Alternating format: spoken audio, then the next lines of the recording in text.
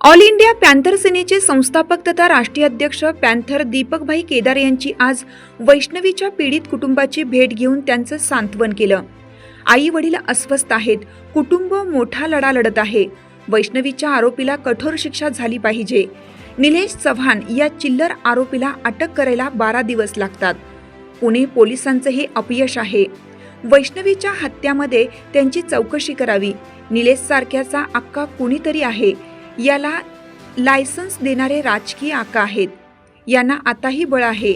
वकिलांनी नालायकपणा केलाय, त्याला वैष्णवीच्या चारित्र्यावर बोलायला सांगणारे आका आहेत।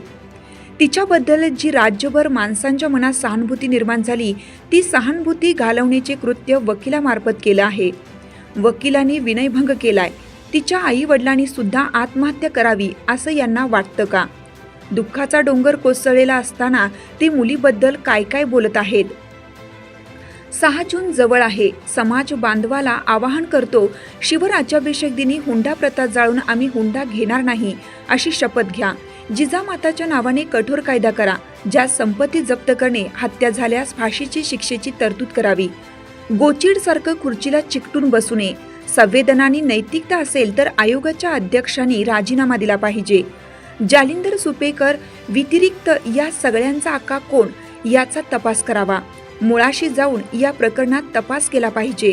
वैष्णवीला न्याय दिला पाहिजे। कुटुंब आजही भयभीत आहे, त्यांना मोठं संरक्षण दिलं पाहिजे। या सगळ्या प्रकरणामध्ये महाराष्ट्र हादरून गेलेला आहे। एक नाही, अशा अनेक स्त्री अत्याचाराच्या घटना वारंवार समोर येतात।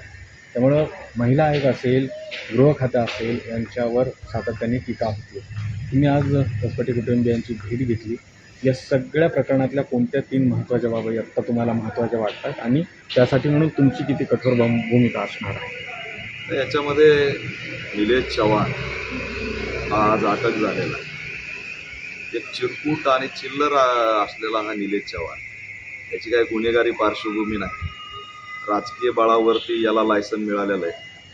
त्याचाच काका काय ते जालिंदर सुपेकर आणि पक्षाच्या माध्यमातून राजकीय बळ वापरून मिळालेलं हे पिस्तूल, याच्या पलीकडे त्याचं काय पार्श्वभूमी नाही आहे। पण त्याचं जे वागणं आहे ते वागणं संशयास्पद आहे। असा साधा माणूस 12 दिवस कसा काय फरार राहतो? याचा आका कोण आहे? हे आकाशिवाय घडू शकत नाही। वकिलाची भाषा आकाशिवाय बदलू शकत नाही। वकिलाला बळ कोण देत आहे? सगळ्यात महत्त्वाचं, वैष्णवीच्या संदर्भात जे राज्यात सहानुभूतीचं वातावरण तयार झालंय, एक गांभीर्य तयार झालंय, हुंडाबळीच्या विरोधात एक सामाजिक परिवर्तन येण्याची लाट तयार झाली, ती घालवण्यासाठी या वकिलाला बराळायला हिंमत कोण देतंय? हा वकील असाच बोललेला नाही। हा नालायकपणा आणि मूर्खपणा आहे। कोर्टात झालेलं जाणीवपूर्वक समाज माध्यमामध्ये आणायचं आणि त्या माध्यमातून ही सहानुभूती घालवायची। शेवटी इतिहासापासून आम्ही पाहत आलो की महिलाला बदनाम करायचं, तिच्या चारित्र्याचं हनन करायचं, पण या कुटुंबावरती काय परिणाम होईल याचा थोडाही विचार यांना करावा वाटला नाही का? वकिलांनी आज विनयभंग केलाय। वकिलांनी आज 306 आत्महत्यास प्रवृत्त करणारं कृत्य केलंय। आई बाप जिवंत राहू शकतात अशा स्टेटमेंटने। आज त्यांच्यावर दुःखाचा डोंगर कोसळलाय। 29 जखमा या स्केलनी होऊ शकतात। 4 चापटांनी 29 जखमा होऊ शकतात। संतोष देशमुखवर जशा जखमा आहेत तशाच वैष्णवीच्या अंगावरती जखमा आहेत। आणि तुम्ही म्हणता पट्टी मारली, 4 झापडी मारल्या, म्हणजे महिला आजही तुम्ही गुलामीचं साधन समजताय। ही पुरुष सत्ताक मानसिकता वकिलाची समोर आलेली आहे। वकील हा नालायक आणि मूर्ख आहे, याची सनद सुद्धा रद्द झाली पाहिजे। अशा पद्धतीने सहानुभूती घालवायची आणि तिच्याबद्दल एक चुकीचं वातावरण पसरवायचं हे दुर्दैवी, निंदनीय। आम्ही याचा निषेध करतो। अजूनही म्हणता की या सगळ्याच मागे हागवणे, त्याचबरोबर चव्हाण किंवा आता जे वकिलांचा उल्लेख केला आहे, यांचा कोणीतरी आका आहे किंवा यांना उच्च पदस्थांचा आश्रय असं तुम्हाला वाटतंय का? आणि त्या संदर्भामध्ये काय मागणी असेल, काय इशारा असेल? 100% आका आहे। आकाशिवाय 12 दिवस फरार राहत नाही। जालिंदर सुपेकर निलेश चव्हाण, राजेंद्र हगवणे, हे वकील, या 3-4 कडी महत्त्वाच्या आहेत आणि याचा तपास झाला पाहिजे. ते 12-12 दिवस फरार कुठं राहतात? अहो, यांचे कनेक्शन कर्नाटकपर्यंत जातात, कर्नाटकच्या मंत्र्यापर्यंत जातात. आता निलेश चव्हाण नेपाळला सापडलाय. हे साधे लोक असेच फरार होतात का? हे कुठंतरी मी तर अशी मागणी करतोय की निलेश चव्हाणचं जे पिस्टल दाखवण्याचा कुटुंबाला जो काही खेळ झाला आहे आणि त्याच्यानंतर वैष्णवीची जी हत्या आहे, मी हे थेट आरोप करतोय, याच्यामध्ये निलेश चव्हाणनी यात मोठा रोल निभावला आहे.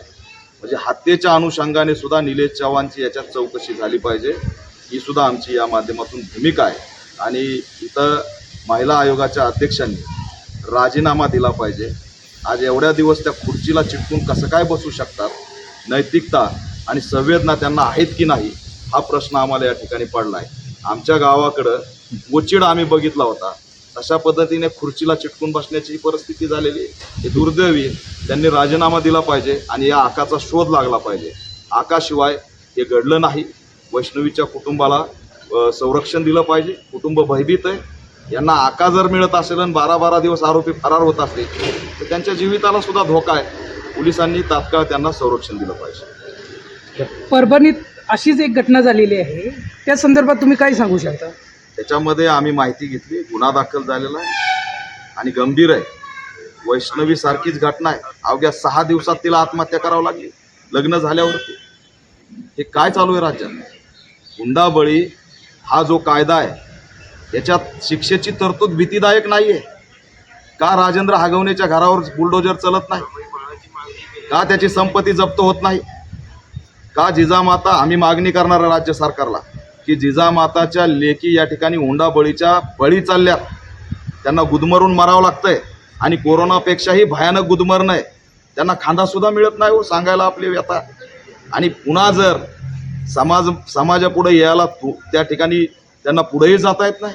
एक तर मरावं लागतं आणि मेल्यानंतर असे वकील चारित्र्य हनन करतायत. हे जगायचं कसं लेकीने? त्याच्यामुळे जिजामाताच्या नावाने हुंडाबळीचा एक कठोर कायदा पुन्हा निर्माण करावा.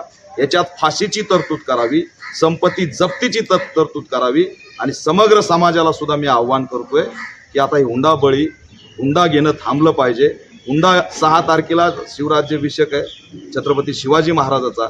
आपण संकल्प केला पाहिजे, रायगडावरती शपथ घेतली पाहिजे की मी हुंडा घेणार नाही. सामाजिक परिवर्तनाशिवाय हे थांबणार नाही. चालू घडामोडींचे अपडेट्स जाणून घेण्यासाठी आपल्या हिरकणी न्यूज चॅनलला सबस्क्राईब जरूर करा. लाईक करा, कमेंट करा आणि शेअर करा. बेल आयकॉनवर प्रेस करा आणि नोटिफिकेशन्स मिळवा.